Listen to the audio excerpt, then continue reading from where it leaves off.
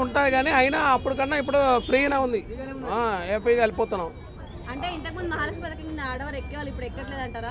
తక్కువ ఎక్కుతున్నారు, ఆటోలు అవి వెళ్ళిపోతున్నారు, ఒక్కొక్క ఏరియాలో ఎక్కుతున్నారు. చాలా లేట్ అవుతున్నాయి, కొంచెం బస్సులు తక్కువ ఉన్నాయి కాబట్టి కొంచెం ఇబ్బందే ఉంది. ఇబ్బంది ఉన్నది టికెట్ ఇచ్చే వాళ్ళు లేరు ఎవరు, లాస్ కదా. చాలా చాలా లేట్ అవుతుంది, చాలా టైం పట్టింది. అప్పుడు 5 నిమిషాలకు బస్సు ఉండేది, ఇప్పుడు అర్ధగంట గంట వెయిట్ చేయాల్సి వస్తుంది.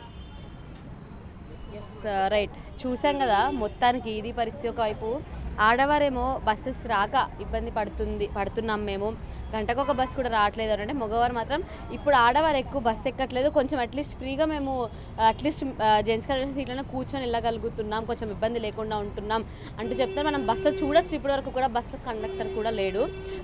అలా ఉంది పరిస్థితి మొత్తానికి. ఒక టికెట్ ఇచ్చే వాళ్ళు లేరు.